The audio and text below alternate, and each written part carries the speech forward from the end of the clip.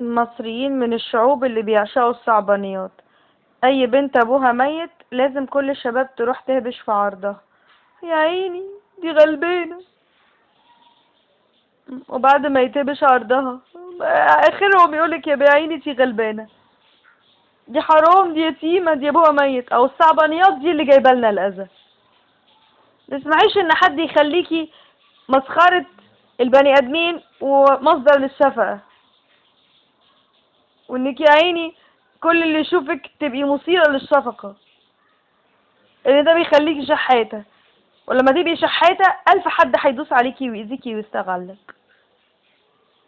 مفيش حاجة اسمها اهلي. انا ما عنديش اهل ومش زعلانة على فكرة. انكل افخاي علمني ما ازعلش. قالك وحشين ده شيء ما يخصكيش.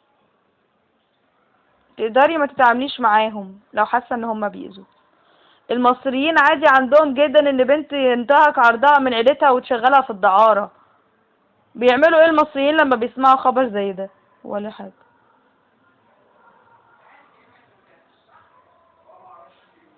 بيهمهم، بيشغل بالهم، بيهتموا بيه، بيهتموا بالبنت، بيشغلوا بالهم. قال لك مجلس قومي للمرأة وشرطة وجيش وشعب ومعرفش ايه. المصريين والشعب المصري والعائلات اللي في مصر والناس اللي في مصر اللي بيسموا نفسهم صحابك واهلك وعيلتك، دي ناس موجودة عشان تتاجر في عرضك ببلاش. ليه؟ لان في ناس وسخة في العالم شغلتها تتاجر في عرض البنات وتقبض. سؤال بقى يا اختي، انت ايه ودراعك تعاملي العالم كله؟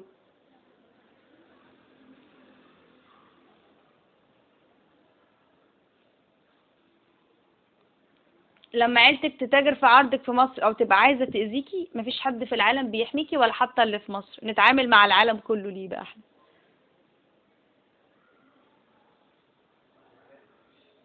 لو جيش البلد اتفق على عرضك وهتكوا، محدش بيحميكي في العالم كله ولا حتى في مصر. او طب نقف مع دول العالم ليه ومنها مصر برضه؟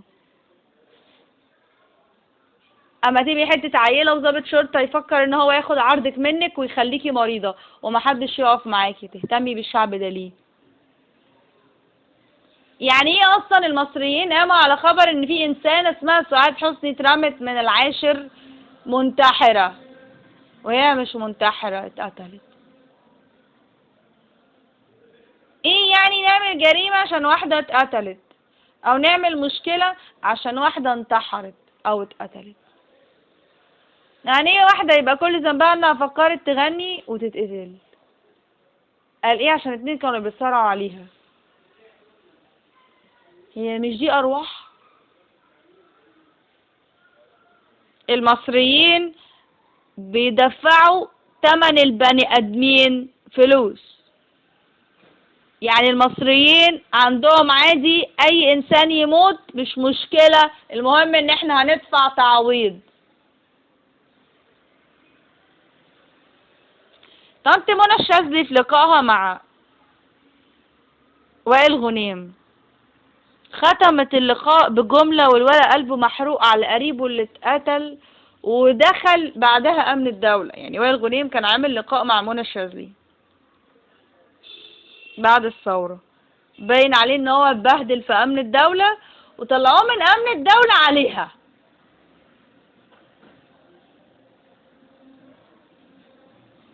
تسأله، وقالت له في اخر اللقاء ان شاء الله الفلوس تعوضك. انا سمعت الجملة فعلا، قالت كده ان شاء الله الفلوس تعوضك.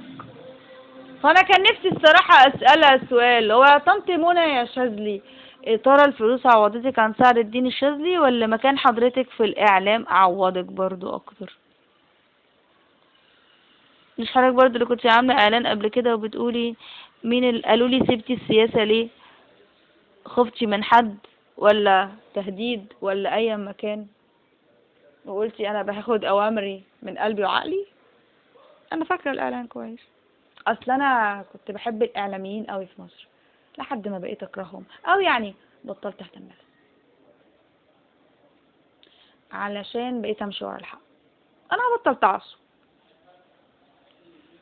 وعنجهية وغرور، حاجات بقالي كتير بحاول ابطلها عشان ده اللي اتزرع مني في مصر او اللي اتزرع جوايا في مصر.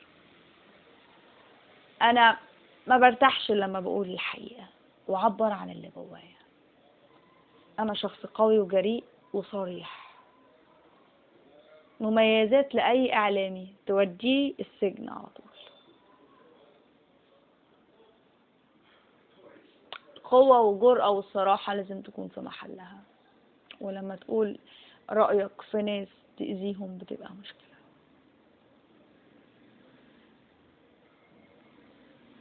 اختلاطك بالمجتمع هو اللي بيجيب لك البلاوي كإنسانة. انا كنت قاعدة في بيتي، لا كنت بشوف حد ولا حد بيشوفني، بس خرجت للمجتمع، اتعلمت عشان اشتغل، او قررت اتعلم واشتغل. يمكن ما نقتش الاماكن اللي اتعلم منها، يمكن ما لقيتش الناس اللي انا اشتغل عندها، يمكن ما نقلتش الناس اللي انا اتعامل معاها لان كان عندي قلة خبرة، ما عنديش معلومات. يمكن فكرت اتعامل بعشوائية واتعامل مع الناس بعشوائية وقرب من الناس بعشوائية من غير ما ادرسهم صح، عكس شخصيتي، وده عمل لي مشاكل. انتي ما بتصاحبيش رجالة صح؟ حلو، تعالي بقى ابقى انا حد في اهلك اضغط عليكي عشان خاطر تتجوزي ابني. ايه ده؟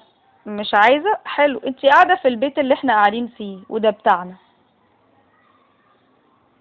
يعني انا ممكن اكرشك منه بس تتجوزي ابني، اكرشك منه وارميكي براه، تتجوزي ابني ولا ارميكي براه. وده عند المصريين عادي، يعني انتي ممكن تكوني بتحافظي على عرضك عادي جدا بس ناس تيجي تهبشه. المصريين والعائلات في مصر اللي بتجبرك انك تعملي كل حاجة حرام عشان مش عارفة تعملي الحلال، يبقى تعمليهم ليه؟ لو انت خايف من حاجة قولي.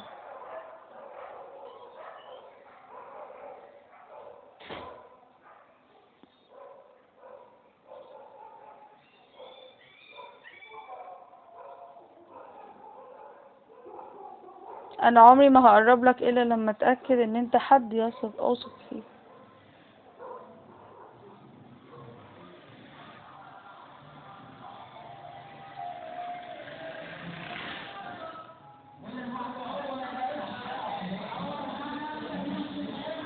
لان كفايه اللي عشته في حياتي.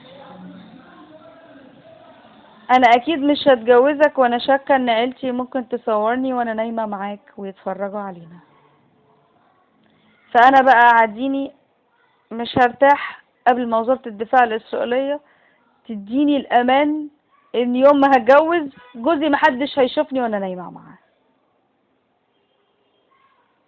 لا من الشرطه والجيش ولا من العيله. انا ما عنديش عيله وهتجوز من غير عيله، يتجوز وانا حاسه بامان مع الراجل اللي انا هتجوزه ان مفيش وراه مشاكل ولا هيأذيني ولا الشرطه والجيش هيراقبنا، يا كده يا مش هتجوز. انت اللي في ايدك تقرري في مصر. خدي بالك مع المصريين هيشلوكي ويهبشوا في عرضك ويرموكي في اقرب صندوق زباله ويخلوكي رابش على جنب مغلوله انهم هبشوا لحمك وبيطلعوا لك لسانهم وبيعيشوا وبياكلوا وبيشربوا من لحمك ده ومحدش بيحاسبهم. ده عشان في دول وسخة وناس وسخة بتدعم الوساخة والدعارة وهبش لحمك والتجارة فيه. لو انت اتهتك عرضك وتصورتي ده عشان في ناس وسخة بتصور الكلام ده وبتذيعه وبتقبض من عليه كتير والمفترض تتحاسب، بس انت عشان عندك شرطة وجيش وسخ ما بيتحاسبش. عشان المصريين يهتكوا عرض اي حد ومحدش يقدر عليهم لانهم بيأكلوا العالم كله، فحاطين ايديهم في بق العالم كله فكاسين عين الناس كلها، فما ينفعش حد يكلمهم. شرطة بجيش بنيابة وسخة بتهبش الاعراض وتعمل رجالة. المصريين بالذات لا يتوثق فيهم ولا حد يهتم بيهم ولا يتف عليهم ولا حد ينشغل باله بيهم. بيموتوا ليه؟ عشان هم شعب بشع. انتي مش عارفة حاجة، اعرفي الاول. المصريين لا يهمهم عرض حد، ولا بيحموا حد، ولا بيخلي بالهم على حد، ولا عندهم دين ولا عندهم اخلاق. والانتماء ليهم هيوديكي لكل حاجة شمال. الانتماء لمصر هو اللي بيحولك لمومس. يعني ايه انتمي؟ يعني اهتم بمصر وبجيشها، تهتمي بضابط الشرطة او الجيش المصري ياخد عرضك من غير جواز. حلو كده؟ ده جميل الانتماء ده، لطيف. تتغاظي ان هو بيسيبك في وقت صعب، تروحي تعملي علاقة مع غيره بسبب ان انتي مش عارفة تبقي معاه، او سابك فتروحي تنتقمي منه عشان انتي هبلة وعبيطة وام بدوي. تروحي تضيعي شرفك عشان ايه؟ ولا حاجة. قال ايه؟ عايزة تشوفي اماكن الصهاينة في مصر، وانتي مالك؟ يا ترى في اسرائيليين في مصر ولا لا؟ ما يولعوا في البلد وانتي ايه دخلك؟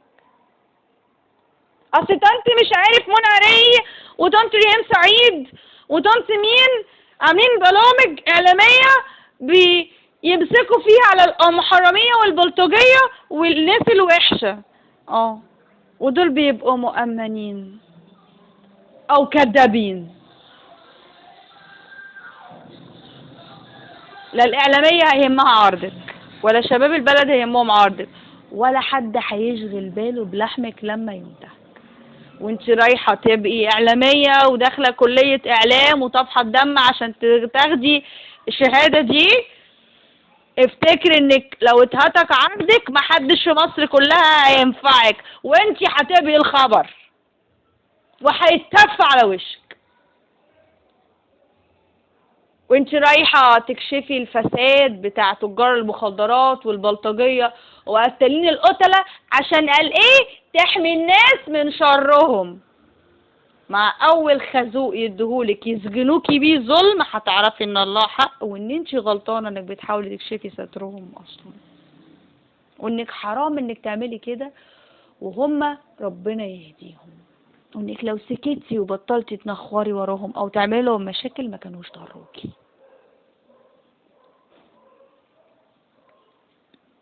وانتي رايحه تموتي من اجل مصر، لو اتهتك عرضك شباب مصر هتف عليكي، وكل واحد فيهم هيقولك تعالى نام معاكي، واولهم الضابط اللي في الاسم، من الضابط للمحامي لوكيل النيابه لامن الدوله. هتتحدثي على السراير سرير سرير، دخلك وقالك عايزه انام معاكي، ربنا يا سيدي يبعتلك 1000 مزه تتجوزها، ولسانك في بقك واعملي بلوك، ما لا تبلغي عنه ولا تكلمي حد ولا تعملي فيها الخضرة الشريفة. يا ستي انتي خضرة وشريفة، هو راجل غرايزه تعبانة، انتي مش عايزاه ملوش لازمة تفضحي. واحنا ما نعرفش نسلك وسط الرجالة، لو هبش عرضنا ملناش غير العياط، لا في مصر ولا في العالم ياما. ما حدش في العالم كله يهم عرض البنات ينتهك. استني بقى لما قلب راجل في مصر او في العالم يفكر يحس ببنت ويحبها من قلبه. يا مين يعيش ياما، يدينا ويديكي طولة العمر، وبعد الشر يحبها، بعد الشر يحبها ويحضنها ويحبها ويخاف عليها من غدر الدنيا، فيقرر يقف جنبها وما يأذيهاش. عشان البنات خاينة، البنات خاينة، كلها خاينة، مفيش حد فيهم مخلص خالص، او بتاعت مصلحتها او عايزة فلوس. ليه؟ احنا لازم نتحشر جوه الاتنين، مش احنا اللي عايزين كده، في حد هو اللي عايزنا كده، واحنا عندنا قلوب وعايزين نحب ونتجوز، فبندفع جسمنا عشان نلاقي الحب، عشان ده اللي احنا عايشين عشانه، بس مش بمزاجنا اننا نتخدع. ما ينفعش احب بالراحة او احب بحذر، ودلوقتي ما بقتش عارفة اعمل ده من ساعة ما شفت. إحساس بالأمان عالي، الرغبة في الإنجازات، وسرحان وتوهان،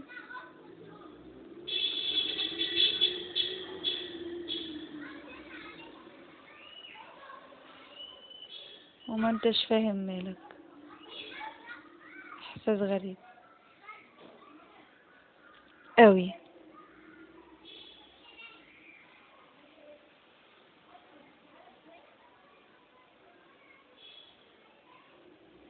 لو اتعرضتي لموقف هتك عرضر، مفيش راجل هيهمه لحمك ينتهك، ولا الضابط اللي في الاسم. انتي مصدقة منين اللي بيقولك اطلعي اعملي محضر وكلمي مباحث الانترنت؟ ملكيش دعوة حبيبتي. اللي حبك وعمل علاقة معاكي وصورك ده واحد، صح؟ ولسانك في بقك بقى. روحي بوسي ايديه ورجليه، عشان والله احتمال تبوسي ايدين ورجلين جيش البلد بشرطتها بالاعلام بالعالم كله عشان يرحم عرضك. هيكون عايز ايه؟ نفس اللي كان عايزه لما انت عملتي علاقة معاه. بيحبك، اثرتي فيه، بيقول كده عشان عايزك تجيله تاني. يعني عايزك ليه، ولا عايز يصورك عشان في حد بياخد فلوس من وراه؟ بيبيع له الصور وياخد عليها فلوس. مش لاقي فلوس، تفهمي معاه زي ما عملت علاقة بالمعروف مع بعض من غير ضغط. مش هقولك حياتك في ايديه، هي حياتك في ايد ربنا، بس هو ممكن يكون احن عليكي من ناس كتير في موقف زي كده، رغم ما بيبقى قليل الادب او لسانه طويل او بيهدد انه هيأذيكي. ممكن تلاقي اوسخ منه على فكرة. ممكن يكون هو احن حد من جواه عليكي. معرفش انتي ادركتي منين ان الضابط اللي في الاسم هيكون حنين عليكي او عنده رحمة.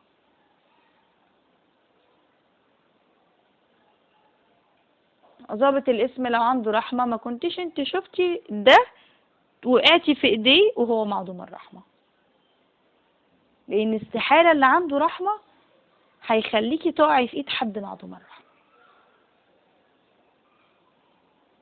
فانت وقعتي في ايد ده عشان ده ما عندوش رحمة.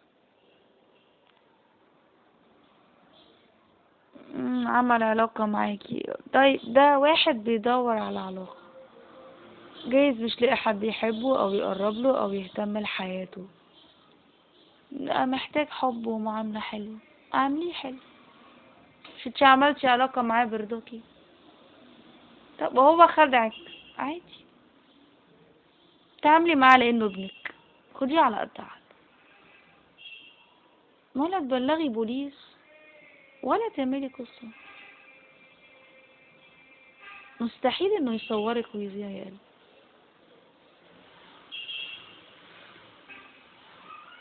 مش هيذيع يا حبيبتي، بيقول كلام. حتى لو قلبه طوعه انه يعمل كده مش هيستفيد حاجة، لانه هيأذي نفسه. يعني هو كده هيبقى زعل نفسه ان هو عمل علاقة معاكي، فهو كمان هيتأذي معاكي، وممكن ده يخليه ما يتجوزش بعدين هو كمان، او ان بنات كتير تخاف منه بعدين، وهو مش عايز ده. هو عايز جايز احسن منك يقرب له. فكري بالعقل وبطلي غباء. لاقيلها 10 حلول، مش يبقى الحل الوحيد انك تبلغي البوليس. حضرة الضابط زيه بالظبط، عنده نفس رغباته، ممكن يكون عايزك شبهه بالظبط. اللي بيقولك روحي بلغي عليه الاسم ممكن يكون عايز ينام معاكي، فعايزك تروحي الاسم عشان الاسم يهزقك شوية، وبعدين يدفعك فلوس للمحامي، وبعدين يوديكي للنيابة تكشف عليكي، بعد ما المحامي يحاول يعمل حركة وسخة فيكي علشان يأذيكي ويكسرك اكتر.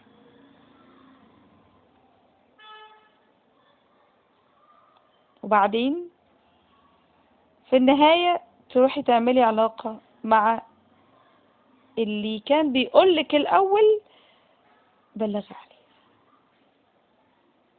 معرفش، دي رجالة، واحنا كبنات مش هنعرف نعمل حاجة مع الرجالة. لو ما قرروش يحمونا مش هنعرف نعمل حاجة. هم عايزين يأذونا ويكسرونا ويضايقونا ويوجعونا، مش هنعرف نعمل حاجة.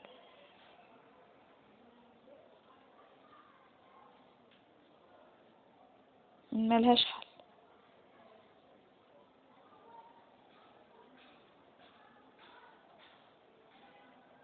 هنسكت ونمشي ومش هنقول حاجة.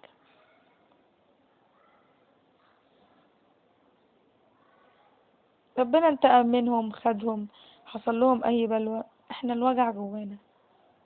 احنا كنا بنحبهم بس وهم وجعونا، وده اللي تعبنا عشان احنا ما عملهمش حاجة وحشة.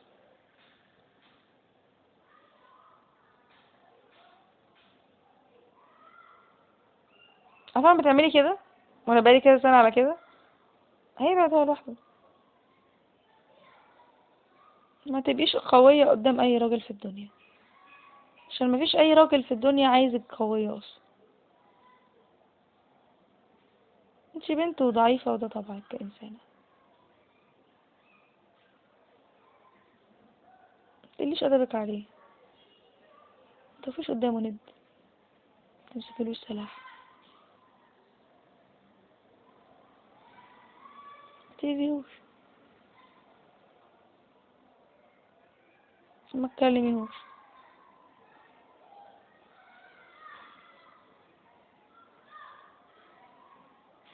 لو واحد ما عندوش رحمة هتجيبيها جوه قلبه ازاي؟